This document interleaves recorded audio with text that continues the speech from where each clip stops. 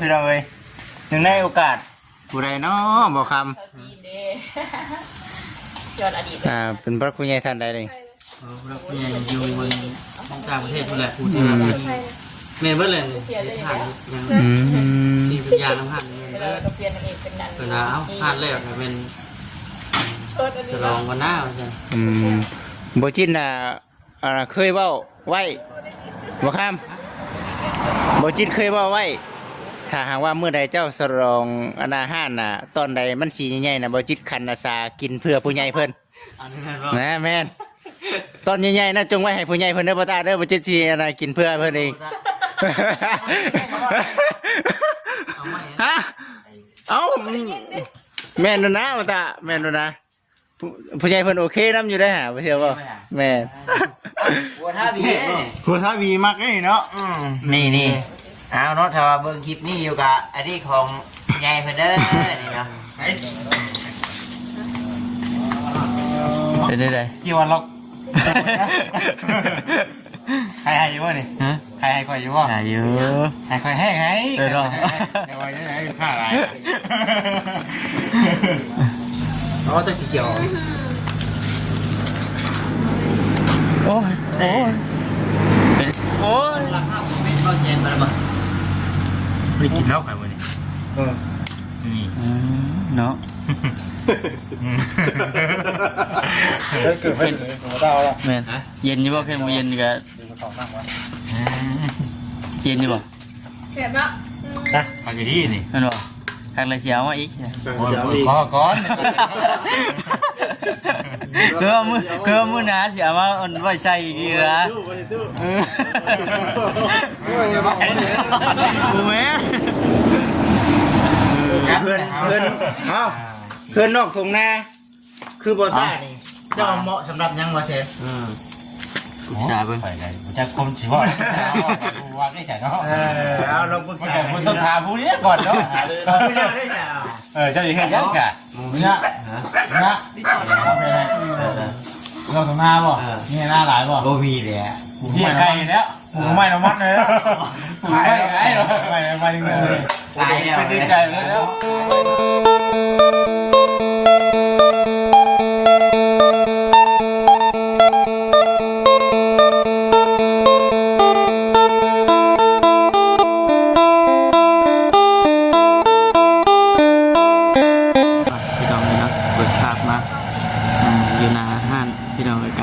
คืน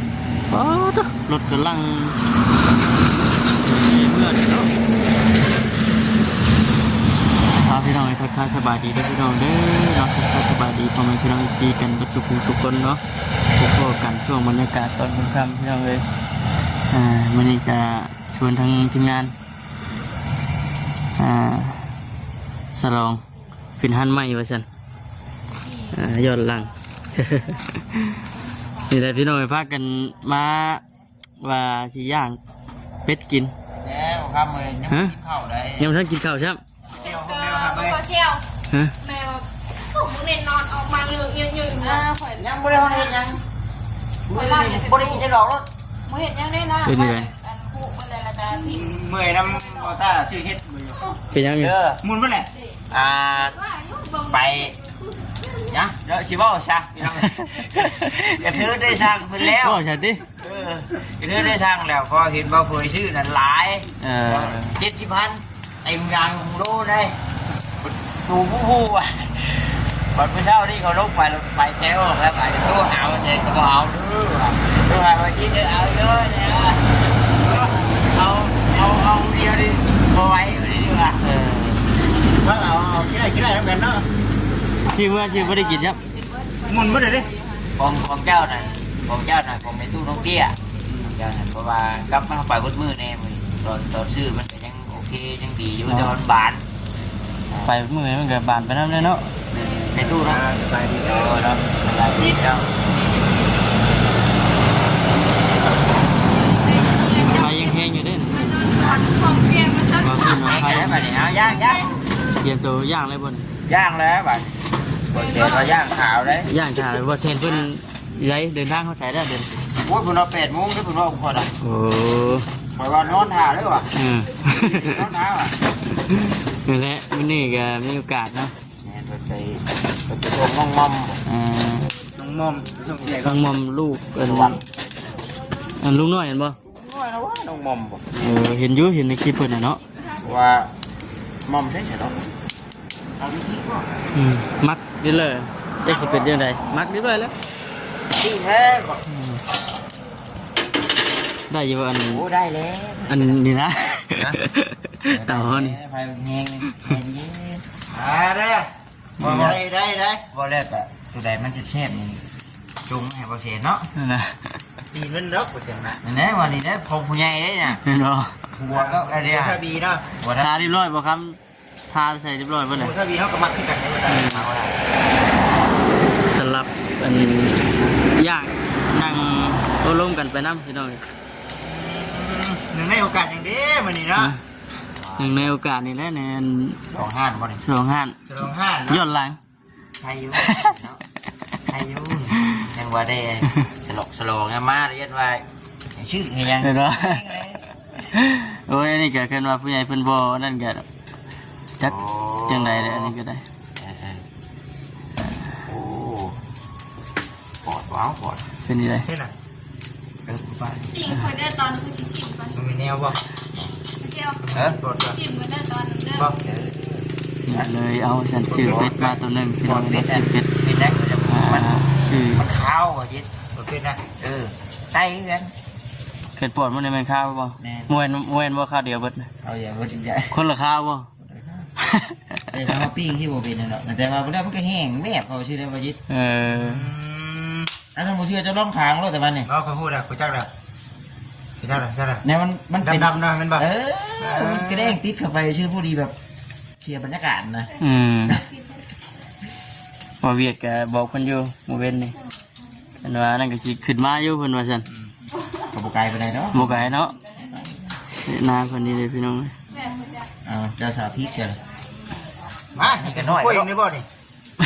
พวกเองนี่ได้ใช่ เราไม่คั่วเนาะแต่เก่าเนาะ โอ้เปลี่ยนกันดิพอพวงอะไร เฮ้ย นะ ใช่ที่เพื่อนนั่งตอนเพื่อนใช่ อยู่เพื่อน สิกินน้ำเลยกินน้ำเลย มีอีกอยู่อันปิ่งอันหนึงเอาอีกบ่ ไหน อันเล็กนะ ได้ พอมันเห็นเลยเนาะ เย็นๆเนาะผักชะถ้าเกิดว่ามันได้อยู่สิไปเอาก็เด้อ ทานบักลายดอกไม้เออ บ่จิตเด้อ มา ตั้งนี่ก็ได้นี่นะ มาจากวังก็ได้ ไปเอาอัน มาเด้อผมเป็นพี่น้อง FC ทุกท่าน แต่ว่าอันเปิดห้านแล้วฉลองนั่นนี่ไอ้เราคือบอยจิตเปิดห้านบอฉลองด้วยฉลองนะบอ มา นี่พอเชียวเลยเนาะ ฉลองเลยบอ เดือนชาม เดินช้างไม่ช้างข้ามหันบ่จิตนะ ไปเชียวเนี่ยเริ่ม โมเมนต์ถือโอกาสเฮ็ดมือบุญพี่จ้าเนาะ แม่นอยู่ อ้าย บ่หันนี่ก่อนมาตะ ท่านนี้แล้ว เอาหันนี่แล้วข่อยสิให้เจ้าบ่ให้เมื่อรถ ห้านใหม่บ่ แม่น ไก่แล้วบ่ ไก่ ไก่แล้วบ่เนาะ จะไก่ยังอยู่นี่ก็ยังบ่ทอง โอ้ย ยังหลาย ทางก็ได้ราคา หาก็ได้ราคาเพื่อนทางนี้ได้แต่เซาบางอย่างอยู่เพียง คือชื่อเจ้าได้อาสบายดีเด้อ ดี ขึ้นห้านกับขึ้นเฮือนน่ะข่อยว่าขึ้นเฮือนมันใหญ่ข่อยว่าอยากขึ้นเฮือนผุนหลายกู เราเตรียมมาล้างกาแล้วค่อยนะ ร่างการบ่ กับอีกอย่างมันอยู่ทงไห้ทงนาป้อ มาชมเลยศาสตร์3-4ให้นาเรียบร้อย เตรียมยาว นี่ก็เฮ้ยเอาเด็กเชิญมาเลยว่า คิดไม่ถึงมีกุ๊ชุกแล้ว คิดได้ก็มีความสุขครับ เขาไปจอดแถวหางเพื่อนเขาพอเลยเมื่ออีกอันมันต้องบอกไง ขอให้สมหวังตั้งใจปรารถนาทั้งสามีนาเรื่องห้านทั้งสามีเรื่องเฮือนเนาะ อันนี้แนวคีบต้องกดมาคีบชี้ เป็นเด็กขี่บก้อน มันหน่อยแต่หมดจะมีอยู่คือเป็นแต่เพลง เอากิโลไปชี้ โอ้มีหงกิโลพี่น้องเอ้ยน่ะเนาะกินเบิดป้าเขาบ่เสียนเด้อ อ๋อปิ้งไว้โลดนี่แหละ เอาไปขอจะลืม นี่ตัว เป็นเนาะเป็นคนไม่เคยกินนี่ไอ้กิโลนะเฮ้ย ข่อยนะแบบนี้ได้ข่อยน่ะได้แต่แบบนี้แหละข่อยตามสบายเด้อ แต่เก่าก็เห็นไปกินไม่ได้ดิ แต่เก่าบ่ตาได้เห็นให้สิกินก็ได้ ว่า พวกกับเมีย บ่จะเห็นอยู่ว่าคลิปเก่าจะนำพระเชียวเจ้าลินขี้ตมหันได้ใครเอ่ยกินขี้ตม กับว่าปิ้งกับเขาหูได้เนาะ เอาเนาะว่า โบเมกก็เป็นผู้อันนู้นไปซอย ก็ดูพี่น้องเอ้ยหนึ่งในโอกาสผู้ใดเนาะบอกค เขาดีเด้ย้อนอดีต ำเป็นพระคุณใหญ่ท่านใดเลย แล้วผู้ใหญ่อยู่บนของต่างประเทศผู้ใหญ่ผู้ที่ว่าเป็นแม่เบิ้ลเลยผ่านยัง ที่เป็นยาน้ำหันนี่ เราก็เปลี่ยนนางเอกเป็นนัน เวลาเอาผ่านแล้วนะเป็นฉลองวันหน้าว่าจัง โบจินเคยเว้าไว้บอกคำโบจินเคยเว้าไว้ ถ้าหากว่าเมื่อใดเจ้าสรองอาหารตอนใดมันสีใหญ่ๆโบจิตคันอาสากินเพื่อผู้ใหญ่เพิ่น อันนี้นั่นว่า นะแม่นตอนใหญ่ๆนะจงไว้ให้ผู้ใหญ่เพิ่นเด้อบ่ตาเด้อบ่จิตสิกินเพื่อเพิ่นเอง เอาใหม่ ฮะเอ้าแม่นแล้วนะบ่ตาแม่นแล้วนะผู้ใหญ่เพิ่นโอเคนำอยู่ได้อหาบ่เชื่อบ่แม่น ยาได้จ้ะนี่บัวกับตีนของผู้ใหญ่น่ะบัวท่าบี หัวทาวีมักนี่เนาะ นี่เอาเนาะถ้าว่าเบิ่งคลิปนี้อยู่กับอันนี้ของใหญ่เพิ่นเด้อนี่เนาะผมมักเนาะ คงมา แม่น นี่เอาตีนไก่เอาตีนเป็ดนี่เพราะว่าข้าวโบราณเพิ่นว่าน่ะกินตีนเป็ดนี่มักเคี่ยวเมียเพิ่นได้ระวังหูเด้อจ้ะ มันหมดงามอย่างเขียนหนังสือบงงามเลย เก่งคือไก่ชาเก่งดีเนาะ ก็ว่าเป็นใจของกระทะเลย ไม่เขียนเลย เชียร์เยอะเยอะ เชื่อพี่กันเห็นยังเคยมือตัว ตายเขียนเพิ่น เคยเหรอเพราะก็ยังกินบลายแล้วมานี่ปากเปื่อยดิ บัวลายให้จอ เชื่อ ไม่ต้องใส่เขียนถึงเขียนเสร็จสัก ใครหรอกเนาะเซฟเพิ่นพี่น้องเคย ก็อยากเขาบ่มัน เคยก็อยากอยู่ ยังได้กินบ่ได้อยู่ ยังแล้วนี่เตรียมพร้อมเลยได้บ่คำไว้นี่ มาถึงตึกป่าเท่าแม่แล้วก็อาบน้ำกับมา อันนี้ต่อไปเฮ็ดได้บ่คำนี่ นี่ว่าได้เงินว่าชื่อทอมาประมาณ7 ทอนนี่แหละทอน้อยๆนะ เห็ดทักแล้วเด้อหน่อยบัดยามประเทศทางคือ อ๋อ บ่ค โอ้อันนี้ยังไม่ใช่ทอดิ ำอันนี้ได้ค่ะเป็นน้องได้นี่ จะบ่ใช่เรียบร้อยแล้วน้องแล้ว เนาะ ลูกมาเท่าไหร่วันยัง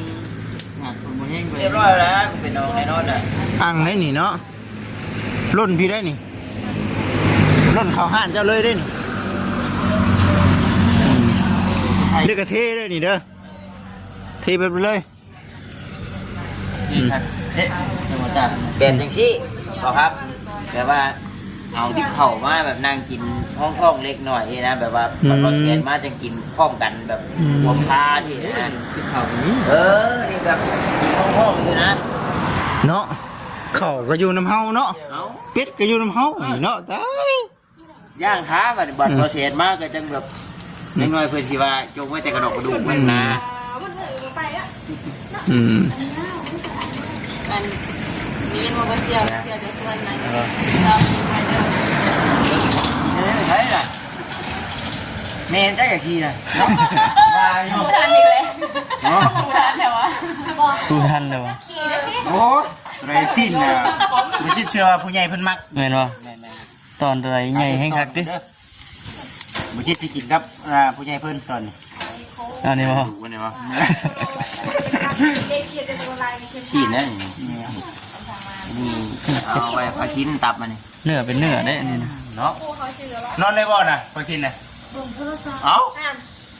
พา มาน้ำรถบ่นอนบ่ รับ นี่นั่นแหละเด็กน้อย เคยเอาลูกมันนอนไปนี่แล้วโอ้ยปวดแขนนะหัวจอต้องกันนะหัวเปียกตื่นนะตื่นมากแล้วก็นมนะป้าเหรอนม กินจนบัด กินจนบดมันนมกันอาบน้ำเลยอาบน้ำ ใคร อาบ บอก น้ำเล เป็น ย รับตัวแกนี่แดงแกนี่ทอง มาดู อันหัวกับตีนมันป้าไว้ที่หลังบ่ที่หลัง ย่างแม่ เอาสำนีก่อน ย่างไปกินไว้กับเบิดไว้แล้วอ่ะ เนาะใจเย็นๆเนาะผู้รักผู้ใหญ่เพิ่นตั้งใจพี่น้องตั้งใจอยากให้กิน แย่ เพราะว่าน อนดีได้ไหม เอาแนั่นก็ได้บ่เป็นหยังไม่มีปัญหา ได้บ่เชียว ฮะ กับเกียดได้ให้คุ้มได้ เอาคุ้มมาเหรอโอ้ยบ่ได้คุ้มมาเนาะเสียดิ เอ๊ะรถนี่ เอามาอยู่เลย เนี่ยมันกว่า เตรียมพร้อม ถ้าจับอื่นห้องหน้าบ่คำในห้อง นี่ลงไปนี่ บ่ ก็ เว้าดีมาบ่ โอ้โธ่ผมตกกับพี่ด้วยแหละ เดี๋ยวก็ได้ไปนำแล้วบ่ ลงไปนี่ก็นั่นนะ ไปซื้อของได้เด้ แอมตกร้านเลย รถก็ 2 โมงบ่คืน นี่คอยสิบอกวิธีหาเงินอ่านเจ้านี่มันโอเคแล้วนี่เนาะ เป็นได้บ่นี่ ประเภทพวกกามเนาะตัวละเนาะเขาคิดว่าครับฮะเขาคิดที่เขาก็ฮู้แล้วนี่ ยามหน้าก็นึงนั่นแล้วข่อยเดียวมาบ้านคู่บ้านนี่วัดหน้าชายเนี่ยพี่เจ้าเคยเห็นได้บ่ฮะ ใกล้เนาะคุณนี่กันคุณกันเลยอ่า เขาเห็นนี่เขาก็จักได้นี่เบิ่งมีจับเห็น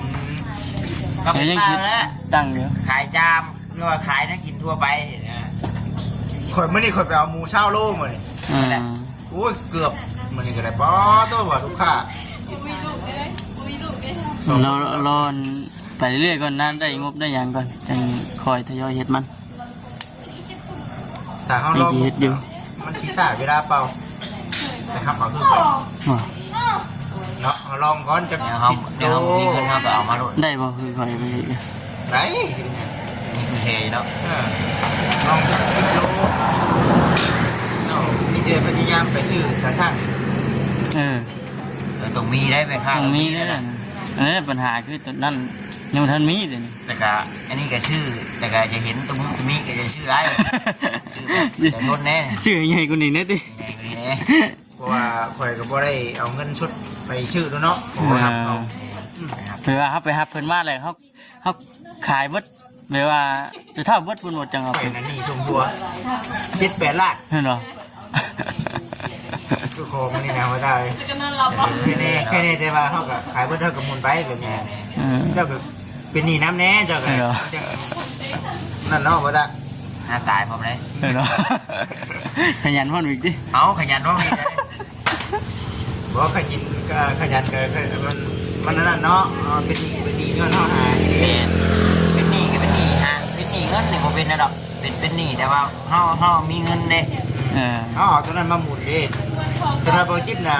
เฮ็ดตัวรถเจ้าก็ลองไม่นึงปลาทูแก๊สนึงกับหมูจัก5 โลบ่หรือว่า โฆษณาอย่างนี้เขาค่ะเอ้ย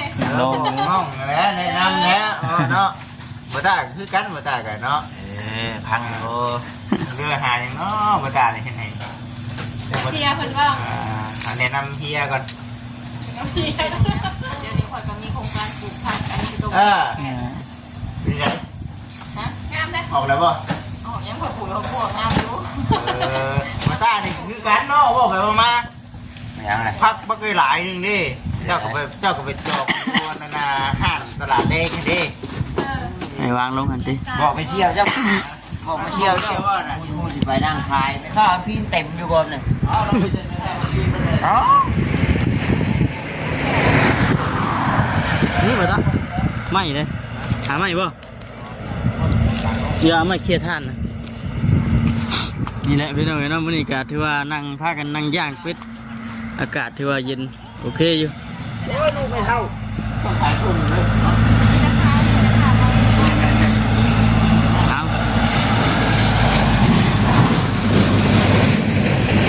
แนะนำด้วยกันแนะนำที่แต่ว่าวันไหนว่าปัจจุบันนี้นะที่ว่านี่นะ แนะนำก็ดีกว่านี้ เนาะ เห็นว่าเจ้าแต่ว่าเดินงูบันไดกลัวฉันแนะนำคักแน่น้ำแน่แท้ฉัน ให้กลัวบ่ได้นั้นน่ะเนาะ เพิ่นก็ยังสอนได้แต่ว่าเพิ่นก็เฮ็ดบ่ได้บางอย่าง มันจะ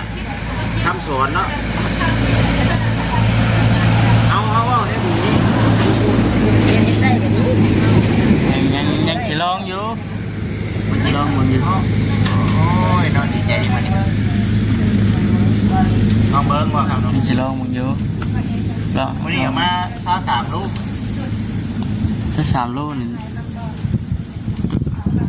3โลเจ้าก็ลงขายเบิ่งเนาะ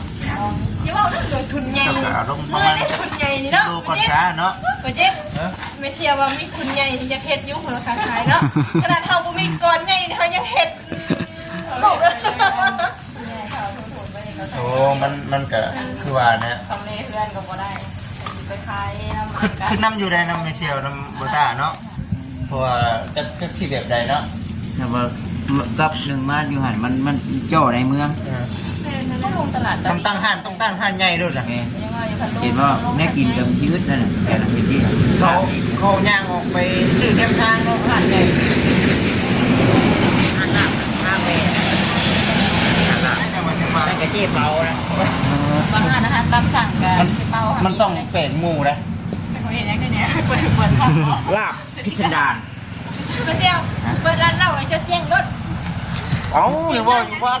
กันได้สุรินะ เจียงรถเจ้านะ จะได้จะไปกินบ่ มือรถเจ้า โอ้โหเฮงนี่เนาะเริ่มมือกินหามันไข่หมูกินไปแล้ว สมบูรณ์ เอา เอาเขาก็แลกกันชิมก็ค่อยเอา เราใส่แล้ว ไม่ใช่เด็กๆกำลังมาชุกเลยบ่น่ะ ถูกแล้วหนึ่ง ทุกแทบ สองโอ้ยเท่ ฮะ หนังย่าง ชุกเว้ย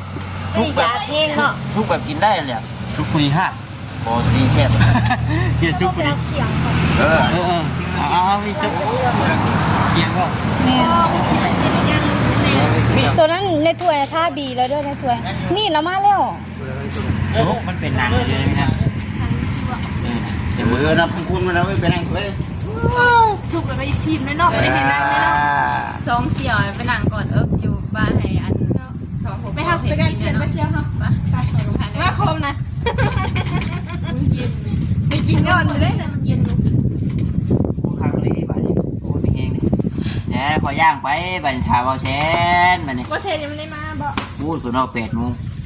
ดีแล้วผมรอตัวนะตัวนอก8 โมงก็ขึ้นก็โทรข่อย4 โมงวันพอเผยมาไป นั่นตัวนั้นนะท่าบีแล้วในถ้วย นี่ไอ้กินบ้างมั้งกินเพื่อผู้ใหญ่เหมือนกัน อิ่มก่อน กินเพื่อผู้ใหญ่คนเดินเอาตัวแล้วตัวนี้กระดูกวะเนาะ ดูได้คนอยู่ไกลเพราะนั่นเบิดเห็นเลย ไปหยอกเลยวะ เนาะFC เดียวว่าคือมุกสนุมเปิ้นแท้ประชันเนาะ มันซุกละมาได้ คือทาง มันซุกละมาได้วันนี้ขาสล้อเลย นี่มันทุกวัน นั่ นะ งมือกล้องนะ จะมากระถานั่นมาผักก่อนเลย นูชินมัน ไปแทนเลยสุกเจ้าเห็นหุ่งอะไรบนนี้นะฮะ ดูได้นะอุ้ย กระบอกพวงเลย โอ้ย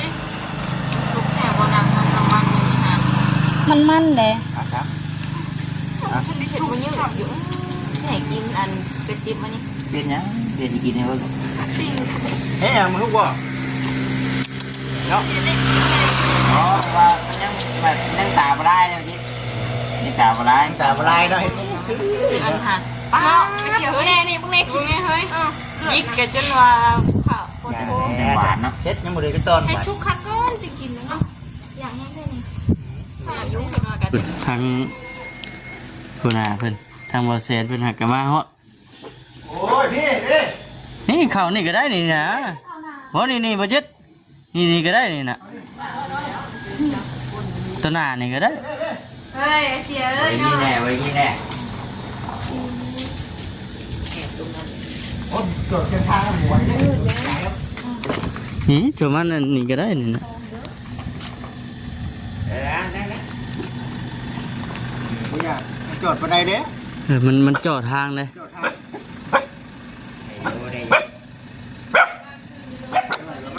วิทางนี้เนาะ เขามาในพี่ก็ได้ดอกนี่ ทางก็ดีนะจอด นี่ได้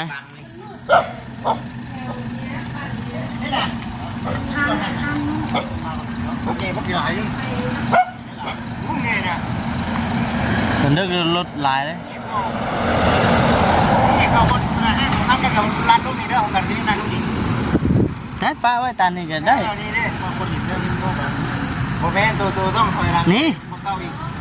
ไปนี่ก็ได้ นี่บางดูด้วยนี่เขาบอลขึ้นให้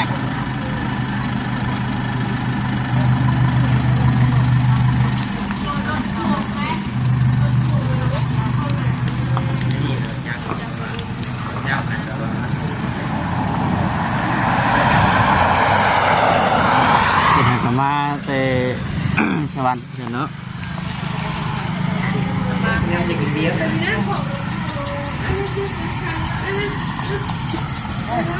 อันนี้เอาว่า เอานั่นเลย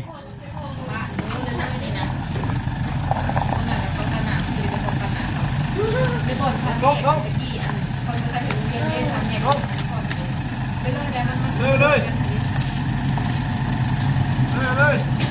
เอาทานที่ก็ได้เฮ้ยทานที่ย่างอีกย่างต่อเลย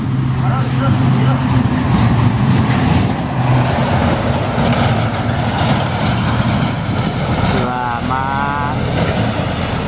หน่อยเนาะยังแต่บะเบียดเพิ่นยังนั่นมายังบ่พบปานใดแต่ก่อนขับอีกขับอีก พ่อ เอ้ามาดีด้วยมาทางใดมาแต่ทางใด เยอะมาแต่สวรรค์นะ ทุกไม่ได้แวะเฮือนเลย เลยเงินเลย กายพุทธ หายคุณเลย จะว่ากีตาร์กับผ้ากีตาร์ผ้ากีตาร์ มีถามว่าเลยนะ เหรออ๋อทุกเสีย เข้านะเว้ย อ๋อ เข้านะเว้ยนะ ยังแจ้งเลย ยังแจ้งยุบพอดเบิ้งเป็นตาเลยมืดแล้ว ว่ามันคือมือเชื่อว่ะ เห็นไหมกูไปแจ้งเถื่อนดิ สบายดีมาท่านเพื่อนนี่ ฮะ ท่านเพื่อน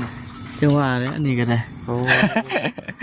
นี่ก็ถ้าได้มีห้านเลยไปป้าล่าม4-5 เดือนเลยมีห้านเนาะเฮ้ยเนาะแม่งเดือดตาแท้เนี่ย เอ้าเนาะเปิดเพชรเนาะแกมาเปิดมันก็มาแจ้งอย่างนี้มันมืดเนาะ นี่หาเย็นไม่ได้ดิ สบายดีเด้อพี่น้อง นั่งทานน้ำแข็งจนเย็นบ่ได้สิเนาะ เดี๋ยวเลยสิเนาะ ปิ้งหาได้ได้กินคุณอาเชนมาปิ้งหาได้ป่ะให้มากินอาหารบ้างก่อนเนี่ย เนาะ ยิ้มทาได้ดิ กวงสวัสดิ์เว้ยเนาะอาหาร เป็นนี่เลยไม่เกินไกอยู่เบิ่งเครื่องของแล้วมัน เบิ่งเนาะมันเย็นอยู่บ่นี่เนาะ ฮะ ไอ้ เป็นนี่เลย กี่วันล็อกใครให้อยู่บ่นี่ ฮะ ใครให้ก่อยอยู่บ่ อายุ ให้ก่อยแห้งไง เออเนาะ แต่ว่ายังไงค่าอะไรเนาะ หืมชิวรุนบ่นะ ดูแน่เนาะ เอ้ยเนาะจังหวะเด็ดพี่น้องเอ้ยเนาะ คนจะคน โอ้ตัวดี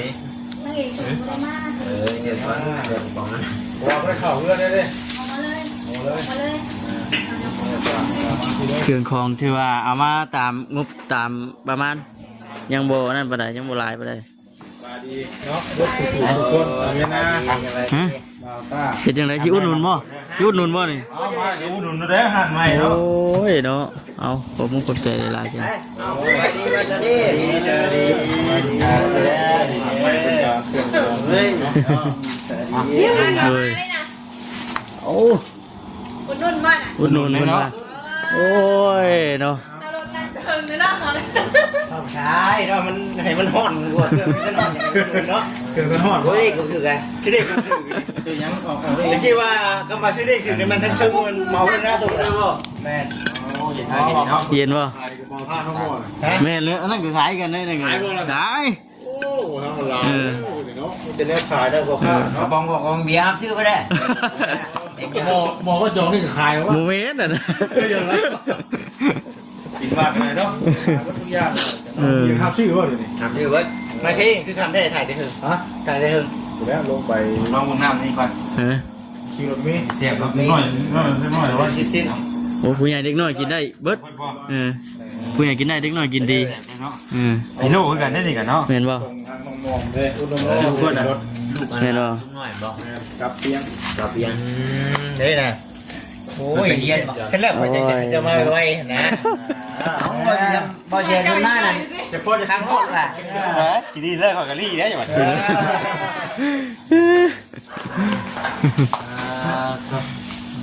มาคนเอา ก็ได้โตไม่ได้ไปเลย มาตีเวียนโกะ ฮะ ไม่ได้กระโตก็ได้ บ่ใช่กระโตกได้บ่ ไม่ใช่กับถ้วยเรียนอยู่เลย ใส่ถ้วยเนาะ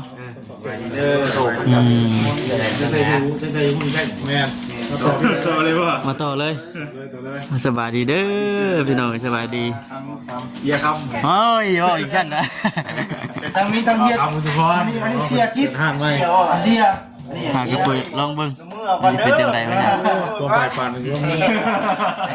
คนก็ถือว่าเป็นฟันเป็นฟ้าวันนี้เนาะ แม่ เดี๋ยวใหญ่เลยนะ นี่ก็โวยกันว่ามีผู้ใหญ่เพิ่นช่วยก็คือว่าอัน เมี นี้ ยอยู่นั่นนึง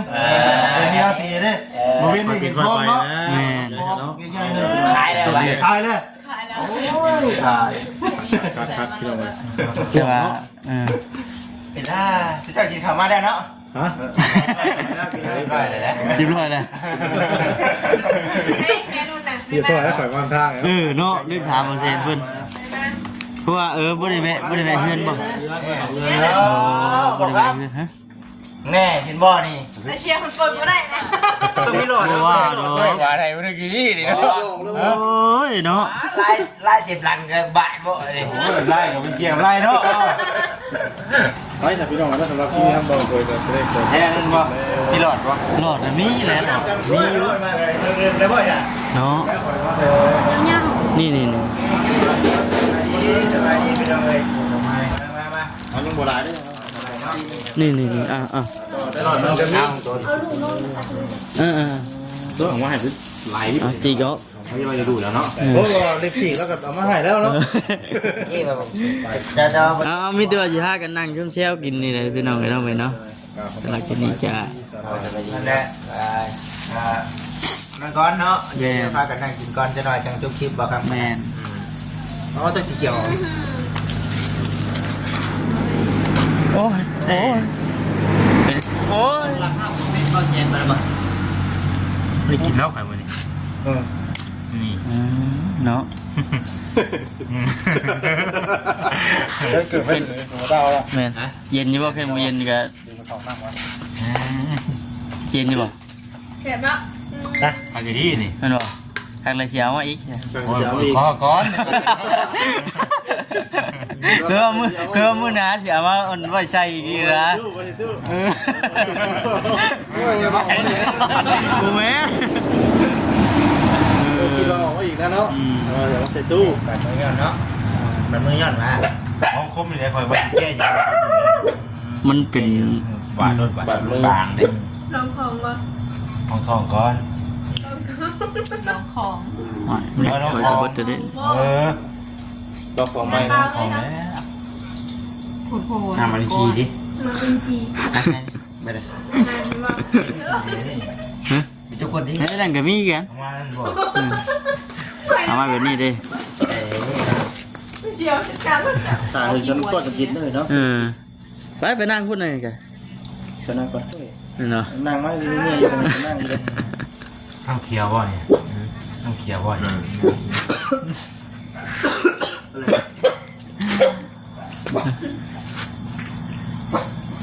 ใครนั่นนะมัน เอาไปก่อนกันใดพี่ว่าพากันนั่งซุ่มเชียวนี่ก่อนเนาะ ของหวานมือเด้อ เราเห็นยังไง แอบแบบนี้เนาะ แน่นอน ด้วยด้วยแล้วเจ้าก็มีห้านบ่เห็นมีห้านจิ๊กมีห้านจังหวะนั้นมีกับปรึกษากันบัดเห็นได้เดี๋ยวสิเห็นบัดเห็นได้แบบใดก็ว่ากัน เพื่อนเอ้าเพื่อนนอกทงนาคือบอต้านี่เจ้าเหมาะสำหรับยังวะเซน ปรึกษาเบิ่ง ไปเลยจะคมสิว่าว่าได้ใช่เนาะ เอาลองปรึกษา มันต้องถามผู้นี้ก่อนเนาะ ไม่ได้ได้จ้ะ เจ้าจะเห็นยังค่ะ เนี่ยนะเอาไปไหนเราทำหน้าบ่นี่หน้าหลายบ่ โบมีเลย นี่ไก่แล้วหูไม่น้ำมัดเลยหูไม่ไก่ไม่จริงเลย ตายแล้ว เป็นดินไก่แล้วไม่ทายบ่ยิงเป็นดินไก่บ่อ้าวถูกงานเนาะ งานจริง ก็ไปใช่ไหม บ่คอยเห็นคอยคิดว่าบ่เสียแล้วมากินกาแฟก็จะเปิดนี่แบบทุกหน้าคาเฟ่ทุกหน้าทุกหน้าคาเฟ่บ่เสียบ่ มันต้องไปตั้งแต่นอกพี่น้องป๊อ โอ้ทางบ้านคอยทางเพชรคนกีดได้แต่ตัวได้ปากไหนยังไม่ถึงวันที่จะมูลุงเนี่ยได้ดอกเนาะ ไป ชื่ออยู่ว่าจะไปติดวันทีเดียวชื่ออยู่ว่า เนาะ ชื่ออยู่ แต่ยังคิดได้สิดีช็อตบ่สิไปนอนผัก เจ้าได้จุดพี่นอนใช้ดีช็อต อะไรได้บาทเนี่ยอะไรได้ เอาไปนอนเบิ่งได้ค่ะไปเจ้าได้ไปก็ได้ ว่าไปเลยวันนี้ มีแต่ว่านั่งชุบเชี่ยวกันก่อนเนาะโอเคพี่น้องจังไรก็มีแต่ว่าสิจบคลิปก่อนมาที่นี่ เขาก็มีเด้อ เอามีแต่ว่าสิคลิปนี้ก็มีแต่จบก่อนเลยเนาะ คนบ่ จบก่อน จบไป โอเค อะไรก็ แม่นสบายดีเด้อพากันย่างก่อนพี่น้องเลยเนาะปูนทวตาม ป้าพี่น้องเลยเนาะพากันย่างอีกก่อนทั้งหมดเสียงพี่ยังไม่ทันได้มาว่าจ้ะได้ย่างถ่าพากันนี่แหละพี่น้องเลยพากันกินงานกันเองอันไหนก็คือว่าเนี่ยเนาะขอบุญขอบคุณเด้อเนาะทางผู้รักผู้ใหญ่ที่เฮ็ดให้จะฝากเงินมาให้ชื่อเป็ดชื่อใจพี่น้องเลยพอได้เฮ็ดอยู่กินอันไหนก็ขอบคุณหลายๆเด้อเนาะขอให้อยู่ดีมีแฮงไปใส่ไม่ใส่ก็ขอให้ตลอดปลอดภัยเด้อเนาะคุณพระคุณเจ้าคุ้มครองมาสั่นเอาพี่น้องเลยเดี๋ยวต่ออีก EP หน้าคลิปนี้ก็ขอกล่าวคำว่าสบายดี